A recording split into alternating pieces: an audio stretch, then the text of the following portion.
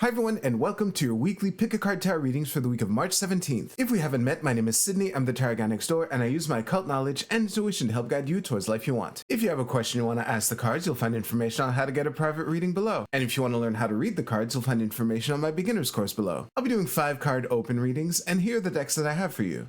We have the Dark Mansion Tarot with Pre-Night, the Borderless Rider-Waite-Smith with Smoky Quartz, and the Tarot de Marseille with Chakra Crystals. We also have 4 different oracle cards to choose from 4 different decks. So go ahead and pick which tarot deck and which oracle card resonate with you the most. It's totally fine if you're drawn to more than one. And as always, you can pause this video if you need more time. As always with collective readings, take what resonates with you and leave aside what doesn't. If you want to jump straight to your reading, you'll find timestamps below. And with that, let's go right to the readings. Alright, group 1, let's see what we have for you for this week.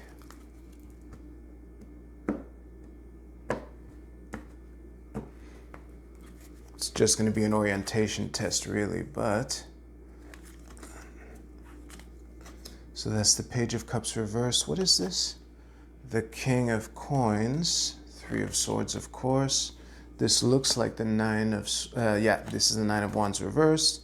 And in the middle, we have the Knight of Cups with the Knight of Wands at the bottom of the deck. So, let me just do that. This should be pretty good. Oh, yeah, that's a little low. Let's do that instead.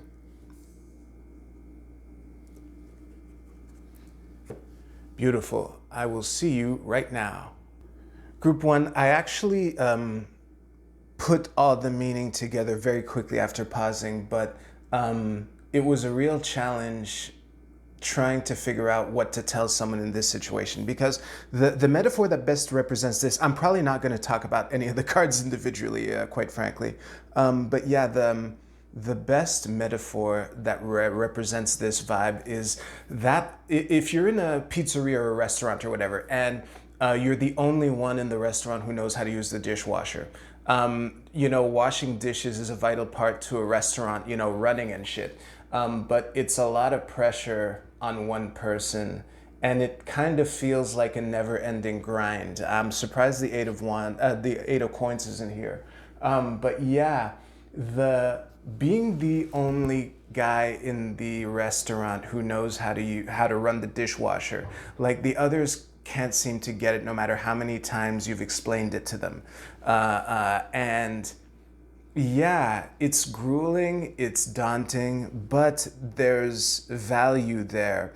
And even though it feels like there's a very strong why me type of vibe in this. And with the nine of Wands here being one of the 2 reverse cards in all of this, it hints at, you know, having been at this for a while.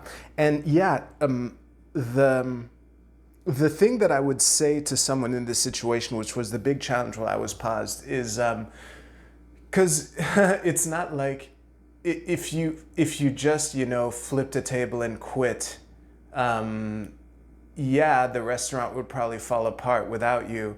But you know, what do you got going without the restaurant? You know, so it kind of feels like a trap in that regard. And the way to look at it, now it's time to talk about this King of Coins here. In terms of career capital, because there's Scott Adams, a guy I listen to a lot. Something that he says every now and then is that your job is to get a better job. Whether that's internally or externally, that's up to you. I'm not here to tell you what to do, but you know, being the only person in the restaurant who knows how to run the dishwasher. And it gives you a lot of stories about, you know, having to solve problems for people and potentially, you know, training people no matter, you know, how dense they seem to be for one reason or another in this metaphor or whatever. So yeah, I don't really have that much to say. Like, it seems like a grueling, never-ending task, but try to think of what you can do with the experience that you're getting, you know, being stuck, having to work 7 days a week because you're the only one who can fucking run the dishwasher, you know? So yeah, if you like this reading, please give this video a like, and you can use the timestamps in the description below to jump to your oracle card reading. I'll see you there.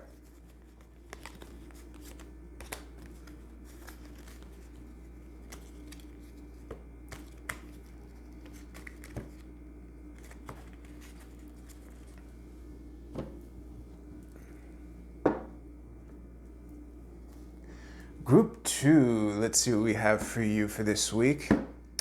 I must say, smoky quartz is probably my favorite overall crystal. It's really cool.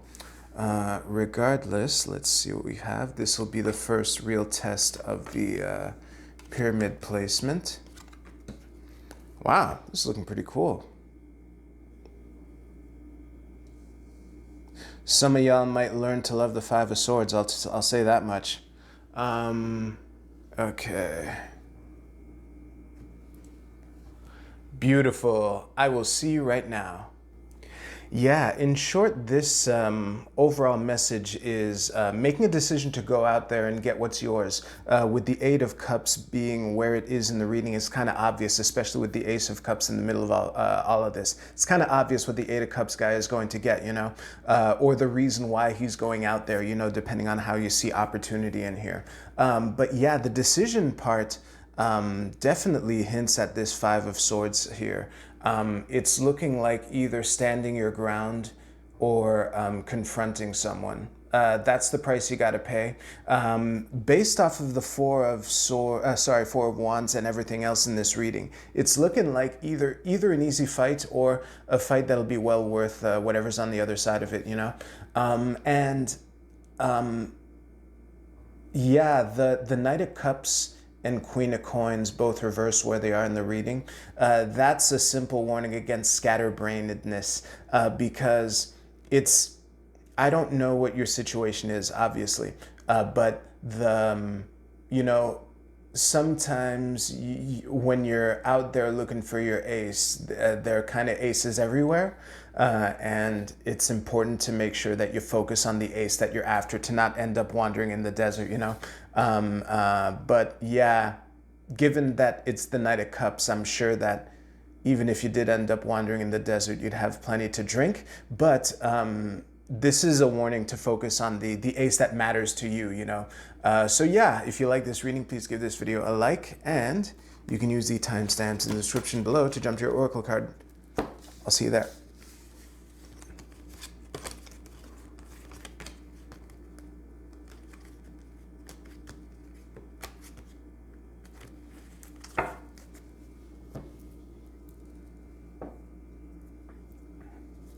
Group 3, let's see what we have for you.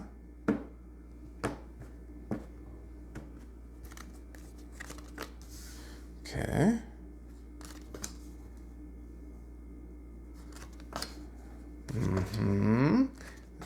Wow. That is so funny. That the Five of Swords and the Nine of Cups are the only, like, two non-humans in all of this. Yeah, I was pretty confident in my pyramid placement. So, that being said, I'll see you right now, Group 3. Group 3, I'm really sorry that this reading is going to be as short as it's going to be, but I tried so many ways to make it longer, and I really can't. Like the tried and true trick that I kind of discovered myself via reading Marseille, of giving advice to each individual in the group and trying to flesh it out that way wouldn't work because I'd say the same thing to all four of you, you know? But yeah, this is like scoring a touchdown or at the very least getting a first down, but through a running play. Like this involves a lot of tackling and blocking, you know? We have 3 seated figures on a throne. The only person who isn't seated on a throne is seated on a horse, you know? So this is kind of the running back, like, you know, running the football in, and it's kind of like the 4 of you are the 4 swords holding the 5th one, thrusting it through into your enemy, you know? And yeah, given that metaphor, it's kind of hard to give advice to any individual in there, you know? There's the 3 linemen and the running back. And like in terms of agency, just to do a bit, you know, we have the 2 majors and the 2 courts, you know, and even there we have a 5 and a 3 and a knight and a king. So you can, if it's important to you, you can figure out who you are in here. But I have the feeling that at least on this level, it should be pretty clear who you are. And reminder, we all have the entire deck inside of us. Any card can be any gender. But yeah, and with the 9 of Cups here underpinning everything, it's hard to say anything else. This is at the very least like scoring a first down but it's looking like a touchdown. But yeah, enjoy it. And sometimes it comes at a struggle, but it looks like you're well surrounded, all right? And if you're like a solopreneur type of person, I have no idea what to tell you, but it's still looking like a good omen, all right? If you like this reading, please give this video a like, and you can use the timestamps in the description below to jump ahead a couple seconds. If you don't want to watch me, do this.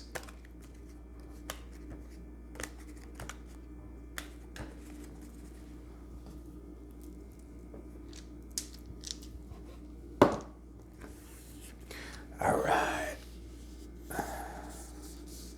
Yeah, adjusting for height first does help make this faster. I'm still a little low. This should be pretty good. Excellent. Group A, your card is Deliverance. This is I Ching hexagram number 40. And the keywords are release, relief, a fresh approach, liberation from obstruction, finding a solution, exhilaration. Honestly, given all three readings that I gave, I'm just going to reread these and move on. I've done this, I believe, twice in a row with this deck, but it's kind of on the nose here.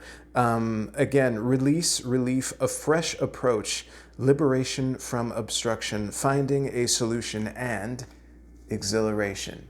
All right, Group B, your card is the 24th Lunar Mansion, Mask. This is, late Capricorn into early Aquarius. Let me think about it for a moment. Yeah, the metaphor of a mask is very interesting given the tarot readings that I gave. So there's an aspect of separation while trying to appear as if you're not, and for some of you, it might be an invitation to beware of such tactics from other people. And for some of you, it might be an invitation to play it close to the vest. And I will leave it up to you to figure that out. Group C, your card is the new moon in Taurus. Know your worth. That's really interesting. There's the theme of standing up for oneself definitely is a throughway through all the readings in different ways, whether it is stepping up to the plate as part of a team collaboration or standing up for yourself in opposition to something. Those are the kind of two main ways where know your worth fits in here, and it should be pretty clear which one it is to you. Group D, your card is Resistance. This is Mercury in Taurus. Let me get it. Let me think about it for a moment. The best way this wraps together is, because Mercury is a very, fast-moving planet, and Taurus is kind of fixed Earth, arguably the slowest sign. Because this bull kind of looks like he's digging, and that's where the idea of resistance training first came to mind. So yeah, it's looking like this week is kind of going to be a bit of a workout, or at least you're being invited to look at it that way. And for one group in particular, I'm sorry to repeat myself, but hey, you picked what you picked, This is looking like a chop wood and carry water type of week. And it looks like you're in good shape to tackle it. I'll say that much. And that's a good note to wrap on. If you like this video, please give this video a like. I hope you have a great week. Take care. I'll see you soon.